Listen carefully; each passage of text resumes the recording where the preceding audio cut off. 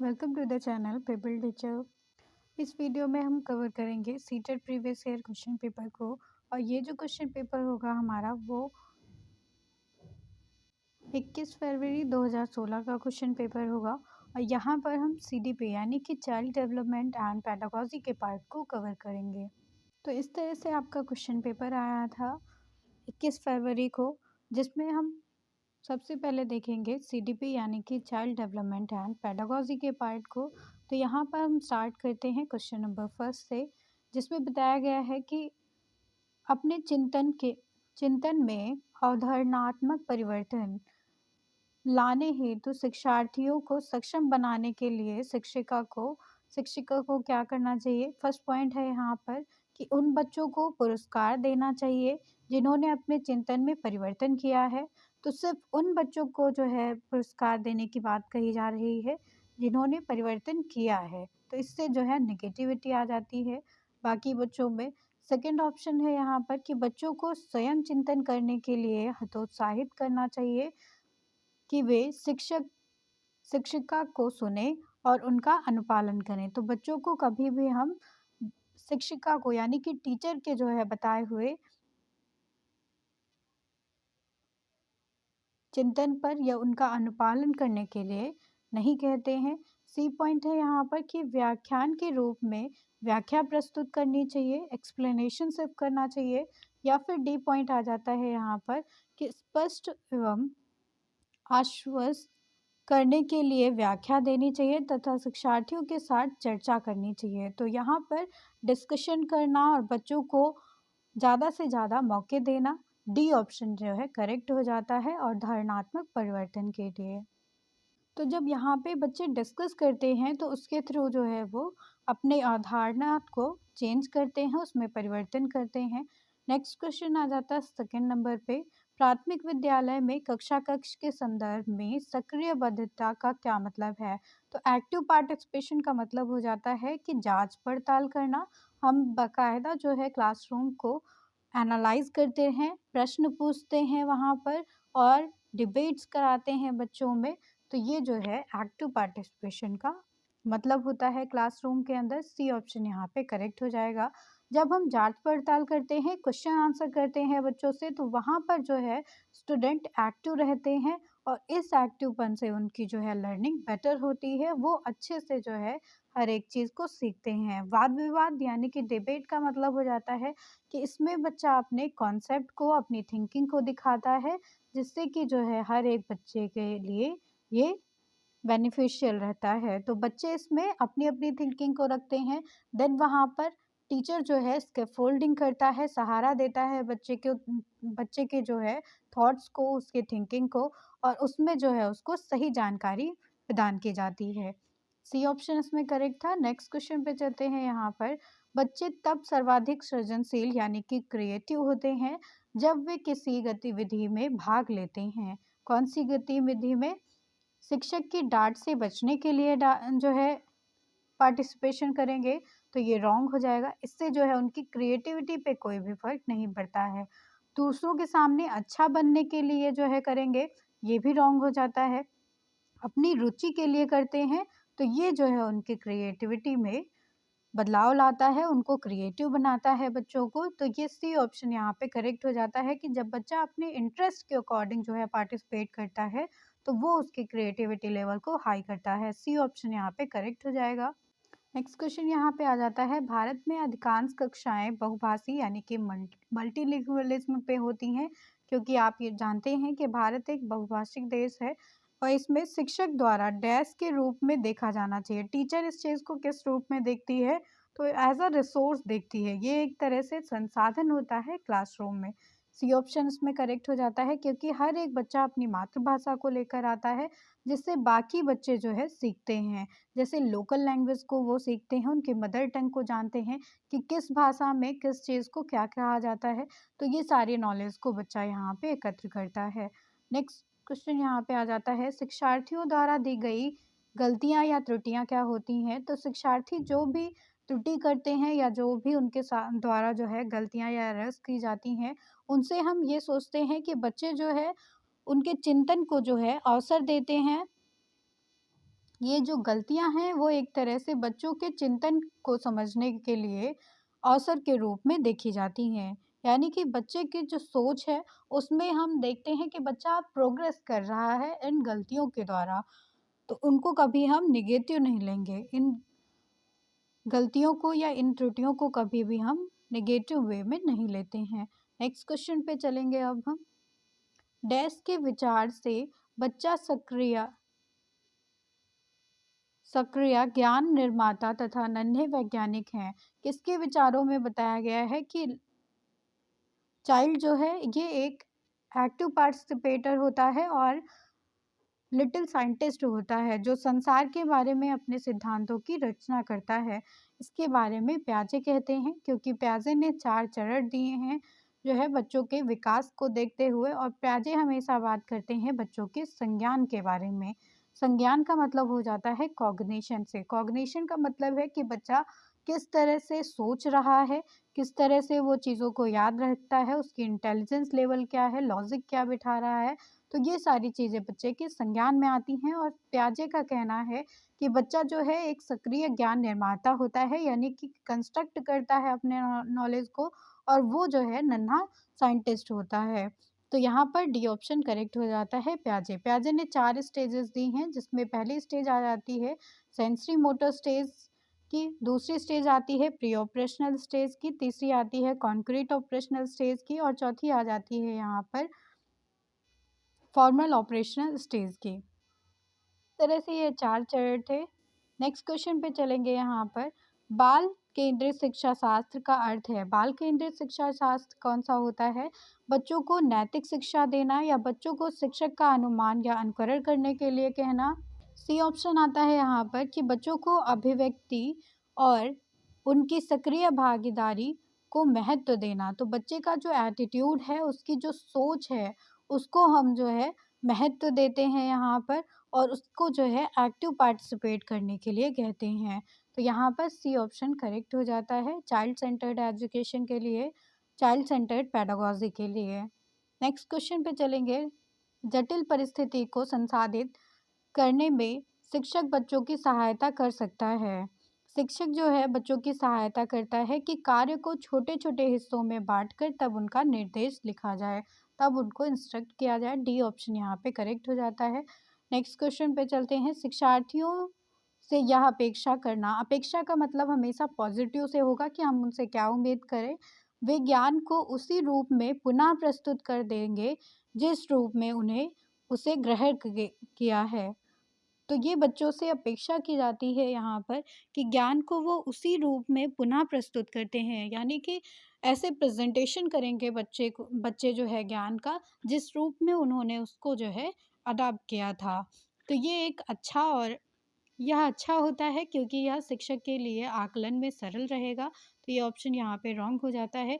एक प्रभावी आकलन की विधि होती है ये, या फिर समस्यात्मक होता है क्योंकि व्यक्ति अनुभवों की व्याख्या करते हैं और ज्ञान ज्यों का त्यों ही रहता है। देन सी ऑप्शन यहाँ पे आ जाता है कि अच्छा है क्योंकि जो भी हमारे मन में है हम उसे रिकॉर्ड कर लेते हैं। तो यहाँ पर सी ऑप्शन इसमें करेक्ट हो जाता है कि इसमें जो ज्ञान है वो जैसे टीचर बताते हैं वैसे ही बच्चा उसको प्रेजेंट कर देता है। इसका मतलब है कि ज्ञान जैसा था वैसा ही रह गया है। बच्चे के अपने एक्सपीरियंस, बच्चे की अपनी नॉलेज इसमें जो है कंस्ट्रक्ट नहीं की गई है। सी ऑप्शन इसमें करेक्ट हो जाएगा। नेक्स्ट क्वेश्चन पे चलेंगे। जब शिक्षार्थियों को समूह में किसी समस्या पर चर्चा का अवसर दिया जाता है तब उनके सीखने का चक्र जो है वो बेहतर होता है, स्थिर रहता है, समान रहता है या अवनत हो रहता है। तो जब बच्चों को एक समूह में या पीयर ग्रुप में या फिर कोऑपरेटिव लर्निंग का मौका दिया जाता है तो वो बेहतर रहता है बच्चों के लिए, क्योंकि बच्चे आपस में जो है डिस्कस करते हैं, डिबेट करते हैं, तो इसमें जो उनकी लर्निंग होती है वो प्रोग्रेसिव लर्निंग होती है।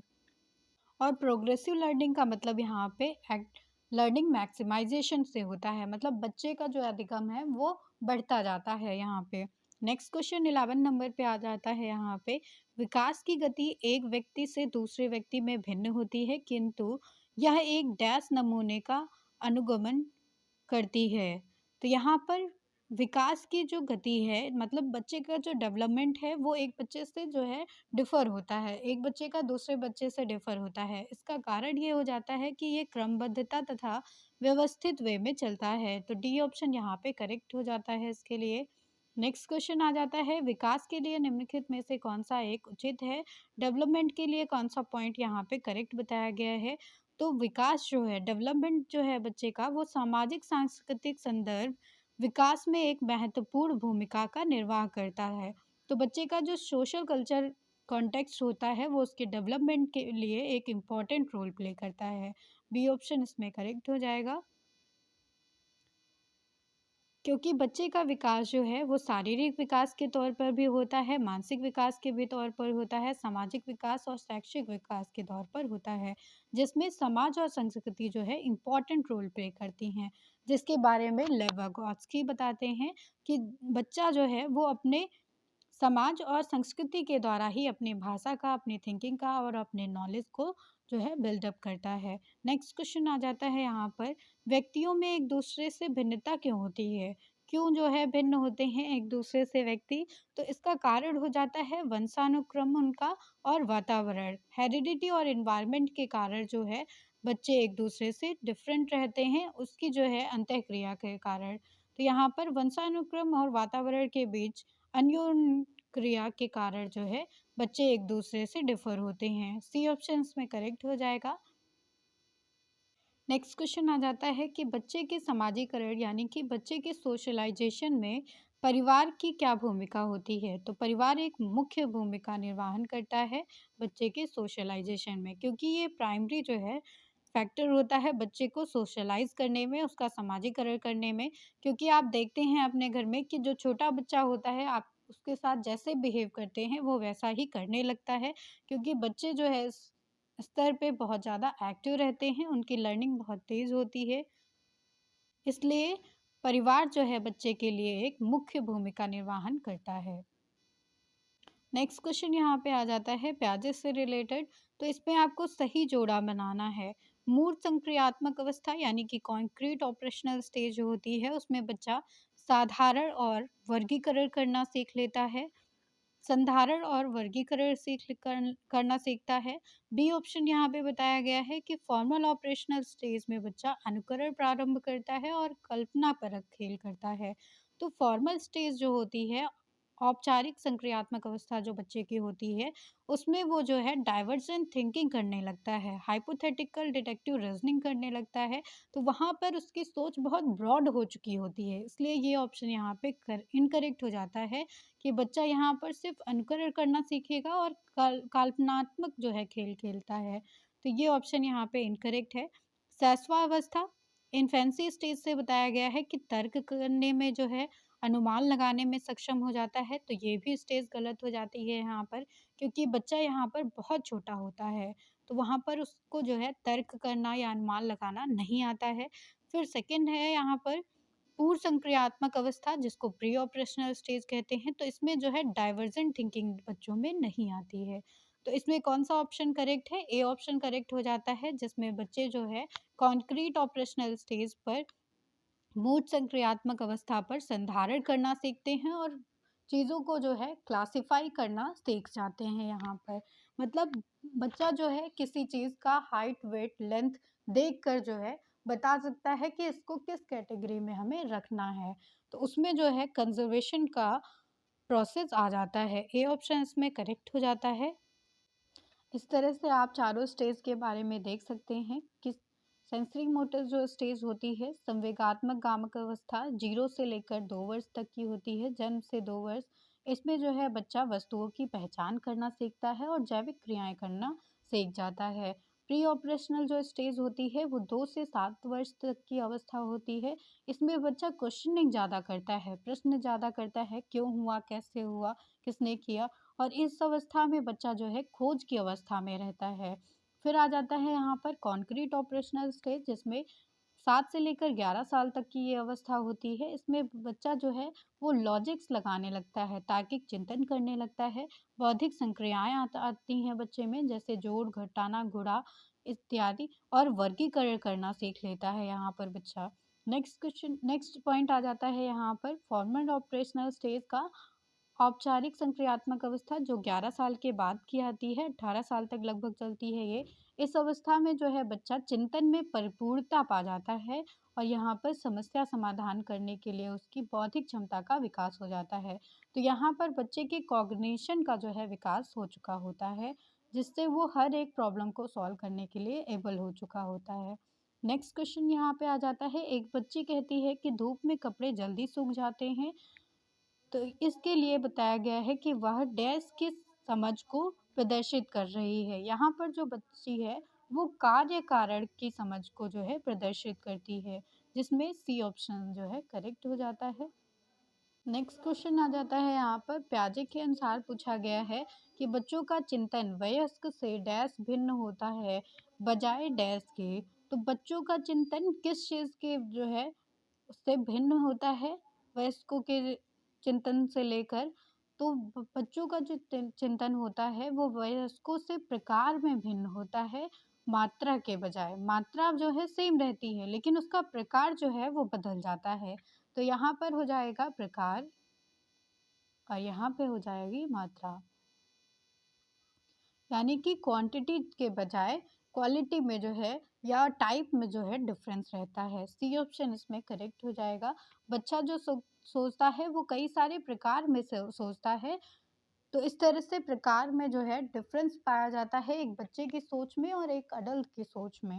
नेक्स्ट क्वेश्चन यहाँ पे आ जाएगा, निम्नलिखित में से कौन सा एक आधारभूत सहायता का उदाहरण है। तो यहाँ पर फर्स्ट ऑप्शन बताया गया है कि अनुबोध तथा संकेत देना और नाजुक स्थितियों पर प्रश्न पूछना, शिक्षार्थियों को प्रेरित करने वाले भाषण देना, प्रश्न पूछने को बढ़ावा दिए बिना स्पष्टीकरण करना, मूर्त और अमूर्त दोनों प्रकार के उपहार देना। तो अगर हम आधारभूत सहायता की बात करते हैं यहाँ पर, तो बच्चों को अनुबोध यानी कि कॉम्प्रहेंस करना चाहिए, संकेत देना चाहिए, स्कैफ फोल्डिंग करनी चाहिए बच्चों की। और जब बच्चे की नाजुक स्थितियाँ होती हैं तो वहाँ पर हमें उनसे प्रश्न करना चाहिए। ए ऑप्शन इसमें करेक्ट हो जाता है आधारभूत सहायता के लिए। नेक्स्ट क्वेश्चन यहाँ पे वाइगॉत्स्की से आ जाता है। तो वाइगॉत्स्की के अनुसार बच्चे सीखते हैं। उन्होंने जो है वाइगॉत्स्की ने बताया कि बच्चे जो है वो सोसाइटी से कल्चर से सीखते हैं। इनकी जो थ्योरी है उसका नाम ही है सोशियो कल्चर अप्रोच। तो उसमें जो है इन्होंने बताया है कि बच्चे की जो लर्निंग है वो उनके पेयर ग्रुप में जो है ज़्यादा अच्छी होती है। तो यहाँ पर बच्चे जो है सीखते हैं वयस्कों तथा समवयस्कों के साथ परस्पर क्रिया के द्वारा। तो बच्चे अपने पेयर ग्रुप में पेयर एक्टिविटीज़ के साथ में ही सीखते हैं, ग्रुप लर्निंग में सीखते हैं। डी ऑप्शन में करेक्ट हो जाता है। नेक्स्ट क्वेश्चन आ जाता है कोलरबर्ग से। तो कोलबर्ग ने प्रस्तुत किया है, कोलबर्ग ने जो है नैतिक विकास के चरण प्रस्तुत किए हैं। डी ऑप्शन इसमें करेक्ट हो जाता है। इन्होंने जो है 3 स्टेजेस दी थी जिसमें 3 लेवल्स दिए हैं। फर्स्ट लेवल आ जाता है यहाँ पर प्री कन्वेंशनल लेवल और सेकंड लेवल आ जाता है कन्वेंशनल लेवल यहाँ पर, और उसके बाद थर्ड लेवल आ जाता है इसमें पोस्ट कन्वेंशनल लेवल। और हर एक लेवल पे जो है 2-2 स्टेजेस दी हैं। इस तरह से 3 लेवल्स हैं और 6 स्टेजेस बताई हैं इन्होंने, जो है मोरालिटी को दिखाती हैं। बच्चे में नैतिक विकास किस तरह से होता है, नैतिक विकास की दर किस तरह से बढ़ती जाती है, इस चीज़ को जो है कोलरबर्ग ने प्रस्तुत किया है मोरल डेवलपमेंट में। नेक्स्ट क्वेश्चन आ जाता है यहाँ पर, निम्नलिखित में से कौन सी स्थिति बाल केंद्रित कक्ष को प्रदर्शित करती है। तो चाइल्ड सेंटर्ड क्लासरूम इसमें से कौन सा होगा। फर्स्ट ऑप्शन आ जाता है कि एक कक्षा जिसमें शिक्षिका नोट लिखा देती है। तो यहाँ पर शिक्षिका जो है एक्टिव है इसलिए ये रॉन्ग हो जाता है। नेक्स्ट है यहाँ पर एक कक्षा जिसमें पाठ्य पुस्तक एकमात्र साधन होती है, ये भी रॉन्ग हो जाता है क्योंकि इसमें बच्चा एक्टिव नहीं है। नेक्स्ट आ जाता है यहाँ पर कि एक कक्षा जिसमें शिक्षार्थी समूहों में बैठते हैं। तो यहाँ पर स्टूडेंट जो है ग्रुप में बैठते हैं और शिक्षिका जो है बारी-बारी प्रत्येक समूह में जाती है। तो यहाँ पर सी ऑप्शन करेक्ट हो जाएगा क्योंकि बच्चे जो है कोऑपरेटिव लर्निंग यहाँ पे कर रहे हैं। अपने ग्रुप में रहकर वो जो है सीखते हैं। सी ऑप्शन इसमें करेक्ट हो जाता है चाइल्ड सेंटर्ड एजुकेशन के लिए। नेक्स्ट क्वेश्चन आ जाता है बुद्धि से। बुद्धि है, बुद्धि क्या है यहाँ पर? सामर्थ्यों का एक सामुच्चय होता है। एक अकेला या जातीय विचार है या फिर दूसरों के अनुकरण करने की योग्यता है या एक विशिष्ट योग्यता है। तो इंटेलिजेंस जो है वो एक तरह से सामर्थ्यों का एक सामुच्चय होता है। इंटेलिजेंस को जो है मेंटल एबिलिटी होती है ये, और इसी के द्वारा हम किसी भी कार्य को अपने बहुत इजीली जो है कर पाते हैं। तो यहाँ पर इंटेलिजेंस जो है एक सामर्थ्यों का सामुच्चय माना गया है। ए ऑप्शन इसमें करेक्ट हो जाएगा। नेक्स्ट क्वेश्चन यहाँ पे आ जाता है, भाषा विकास के लिए प्रारंभिक बचपन डैश काल है। तो भाषा विकास के लिए जो अर्ली चाइल्डहुड होता है वो अति संवेदनशील काल होता है। सी ऑप्शन इसमें करेक्ट हो जाता है। नेक्स्ट क्वेश्चन पे चलते हैं यहाँ पर, एक सह शिक्षिका कक्षा एक सह शिक्षा कक्षा में लड़कों से शिक्षक यह कहते हैं कि लड़के बनो और लड़कियों जैसा व्यवहार मत करो। यह टिप्पणी जो है क्या दिखाती है यहाँ पर? तो एक को एजुकेशन की क्लासरूम है जिसमें लड़कों से एक टीचर ने कहा है कि लड़के बनो, बॉयज़ बनो और लड़कियों के जैसा व्यवहार मत करो। तो ये जो कमेंट जो है कि दिया गया है टीचर के द्वारा, वो क्या दर्शाता है यहाँ पर? ये जातीय भेदभाव का पर्चांक है या फिर लड़के और लड़कियों के साथ व्यवहार का एक अच्छा उदाहरण है? तो अच्छा उदाहरण तो नहीं है, क्योंकि ये जेंडर बायसनेस को दिखा रहा है यहाँ पर, जेंडर स्टीरियोटाइप को दिखाता है। लड़के-लड़कियों में भेदभाव की रूढ़िबद्ध धारणा को प्रकट करता है। तो सी ऑप्शन यहाँ पे करेक्ट हो जाता है कि ये जो कमेंट है कि लड़के बनो, लड़कियों जैसा व्यवहार मत करो, इसका मतलब हो जाता है कि यहाँ पर लड़कियों को जो है रूढ़िबद्ध धारणा से जो है दिखाया गया है। तो ये एक रूढ़िबद्ध धारणा हो जाती है टीचर की कि लड़के ही जो है मजबूत होते हैं। सी ऑप्शन इसमें करेक्ट हो जाता है। रूढ़िबद्ध धारणा वो होती है, स्टीरियोटाइप उस थिंकिंग को हम कहते हैं जिसमें जो है पुरानी धारणाएं जो चली आ रही हैं, इंसान वही जो है मानता चला जाता है। तो पुरानी धारणाओं के आधार पर ही अगर कोई कमेंट किया जाता है, कोई स्टेटमेंट दिया जाता है, तो उसको स्टीरियोटाइप जो है कहते हैं।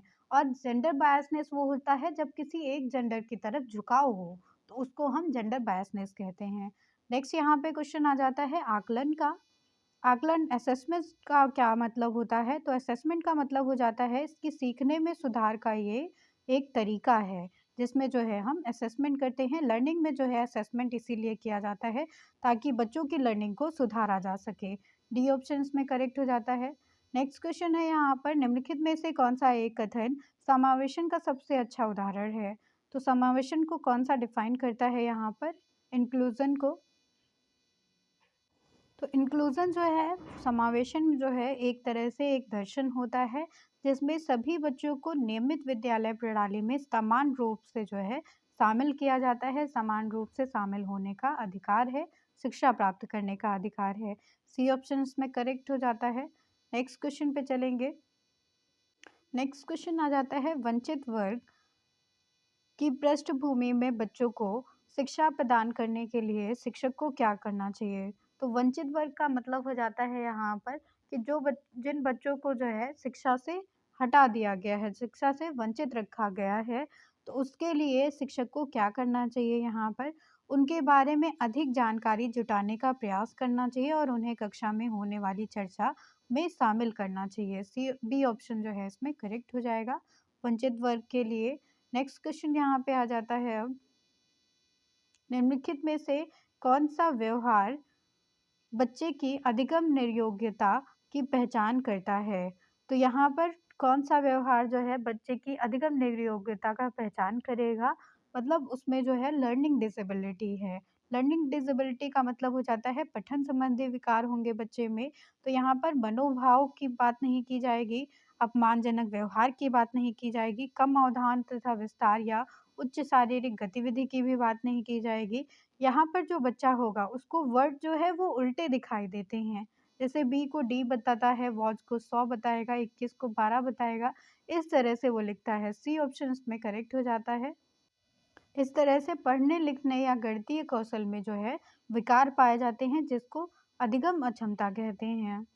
नेक्स्ट क्वेश्चन आ जाता है यहाँ पर, एक बच्चा जो आंशिक रूप से देख सकता है उसको जो है बिना किसी विशेष प्रावधान कि उसे नियमित विद्यालय में डालना चाहिए, या बी ऑप्शन है कि उसे शिक्षा नहीं देनी चाहिए, तो ये ऑप्शन यहीं से इनकरेक्ट हो जाता है।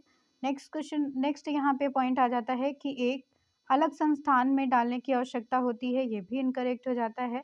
विशेष प्रावधान करते हुए उसे नियमित विद्यालय में रखना चाहिए, डी ऑप्शन जो बताता है। तो यहाँ पर डी ऑप्शन करेक्ट हो जाएगा कि जो बच्चा आंशिक रूप से देखने में सक्षम होता है, उसको हम विशेष प्रावधान के साथ में नियमित विद्यालय में रख सकते हैं। डी ऑप्शन करेक्ट है यहाँ पर। नेक्स्ट क्वेश्चन आ जाता है यहाँ पर सीखना। सीखना क्या है, लर्निंग क्या होती है? तो लर्निंग आपको पता है कि एफर्ट के साथ में की जाती है, प्रैक्टिस के साथ में की जाती है, तो सीखने वाले के संवेगों से प्रभावित होती है।